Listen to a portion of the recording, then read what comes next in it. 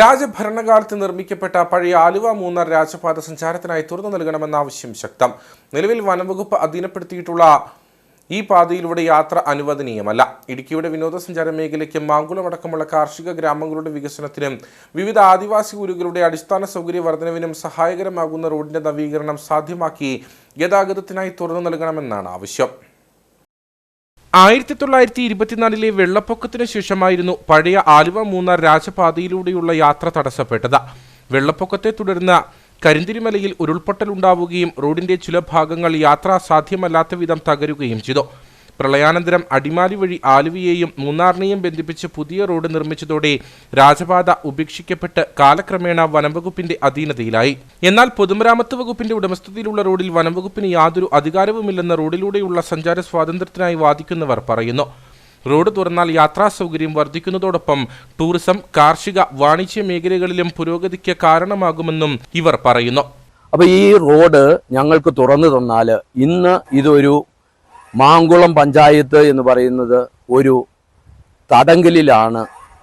കാരണം 10,000-ഓളം ആളുകളെ വനം വകുപ്പ് കരുതൽ തടങ്കലിലാക്കിയിരിക്കുക. യാത്രാ സൗകര്യമൊന്നുമില്ല. വീട്ടുതടങ്കൽ എന്ന് പറയുന്നത് പോലെ പഞ്ചായത്തിനെ മുഴുവൻ തടവിലാക്കിയിരിക്കുകയാണ്.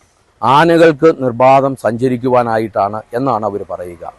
നിങ്ങൾ ഓർത്ത് നോക്കിക്കേ, 10,000-ഓളം ആളുകൾ, 3,000-4,000-ഓളം ആദിവാസികൾ, അവർക്ക് ഒരു യാത്ര ചെയ്യണമെങ്കിൽ, അവരെ ഒന്ന് ആശുപത്രിയിൽ എത്തിക്കണമെങ്കിൽ, അവരുടെ ജീവൻ നിലനിർത്തണമെങ്കിൽ 4,000-ഓളം ആദിവാസികളാണോ വിലയുള്ളത്, അതെയോ 1,000-ഓളം ആനകളാണോ, ഇവിടെ കൂടിയൊക്കെ കടന്നു വരുന്ന ആനകളാണോ വിലയുള്ളത്?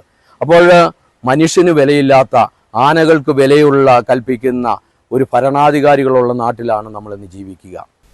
കോതമംഗലത്ത് നിന്ന് അടിമാലി വഴി മൂന്നാറിലേക്ക് ഇപ്പോൾ ഉപയോഗിക്കുന്ന റോഡിന്റെ ദൂരം 80 കിലോമീറ്ററാണ്.